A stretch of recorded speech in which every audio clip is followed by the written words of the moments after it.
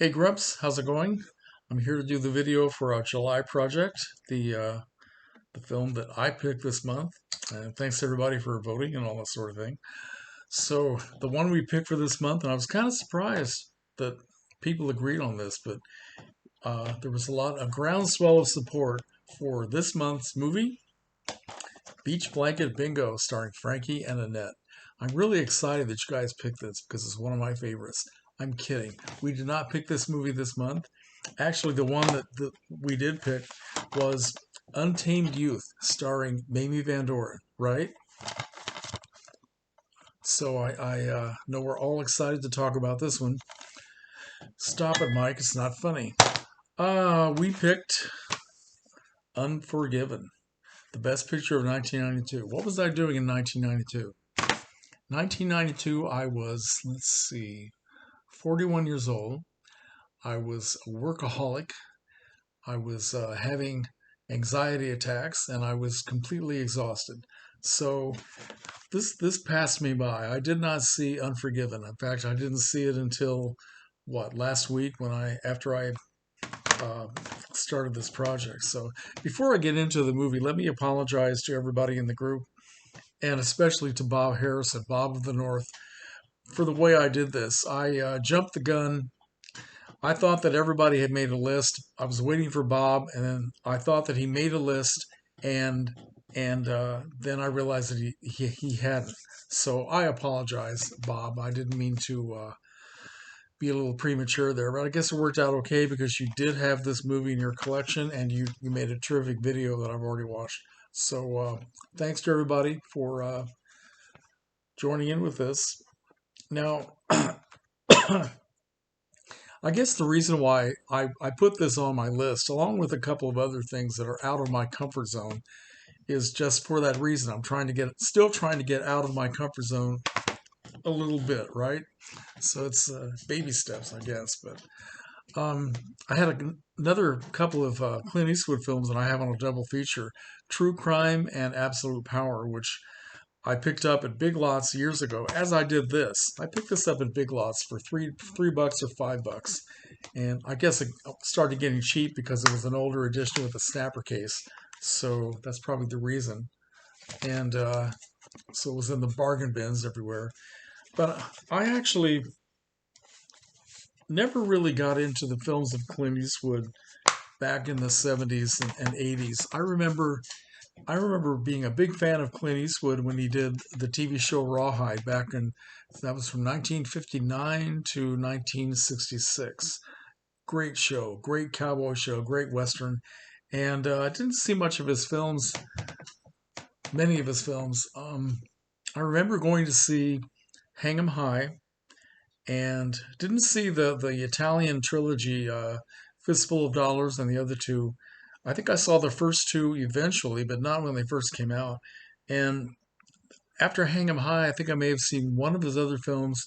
Then I saw Play Misty for Me, and that was it. I'm not really sure why. I just kind of lost interest in the films of Clint Eastwood, but maybe it's because I just had a limited amount of time, or just it wasn't up to my taste. But during the DVD era, when I started collecting more and more movies that I didn't really have a great love for, but I bought them because they were cheap, right? And I thought someday I will check this out. Maybe it's something that I missed and I should have seen. So this is one of them, among many that I just picked up because they were $3, right? That's kind of the way my collection went for a long time. Still does in a way. So anyway, it took me a long time to catch up with the works of Clint Eastwood, and I've seen a lot of his films that I missed over the years, and most of them I really liked. I saw the Dirty Harry series and all that stuff, so I finally got around to watching this. It's a very dark, heavy, overlong, very impressive and moving film. I doubt if I will ever watch this again, but there were a lot of great things in this, great acting by all concerned. It's a film about revenge, vengeance, heroism, all sorts of things going into it. Um, I don't know. Clint Eastwood and, let's see, Gene Hackman, Morgan Freeman, Richard Harris.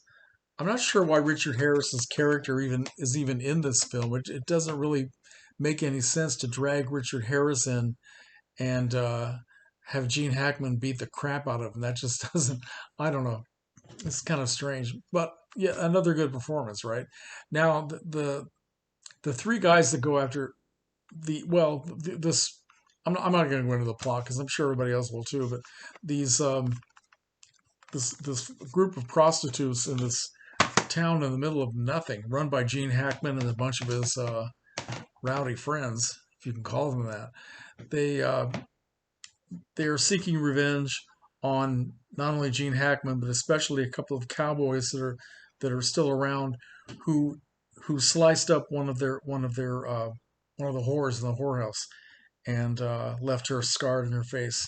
And so they save their money and they try to hire a killer to avenge them because Gene Hackman, the sheriff, did not give these men what they deserved, which was to be hanged. So anyway, so they first bring in Richard Harris, and Gene Hackman makes short work of him, drives him back out of town. So they manage to get this young kid. What was the name of this kid? The something kid. I can't remember now.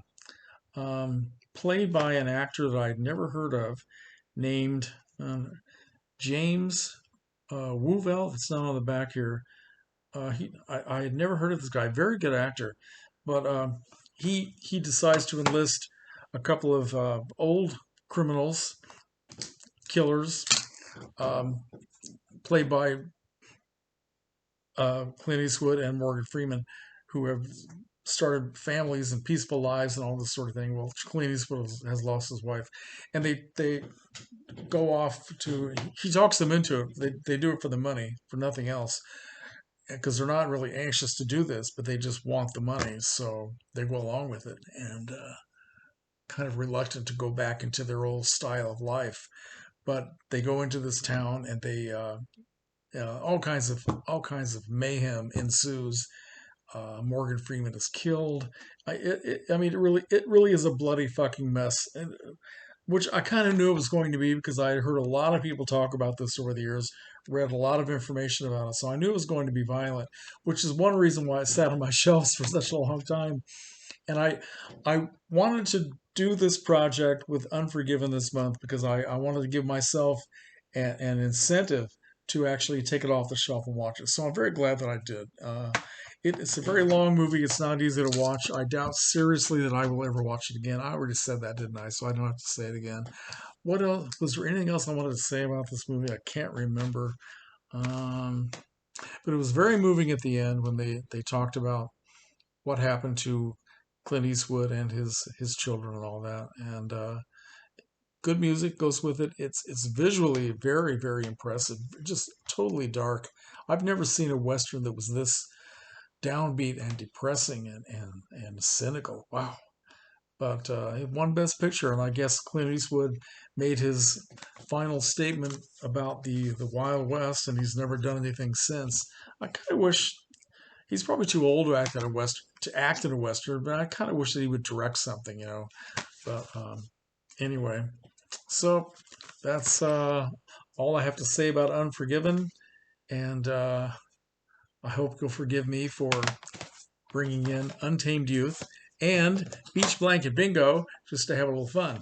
All right, so thanks for watching, guys, and look forward to seeing everybody's videos. All right, take care. I'll turn this off here.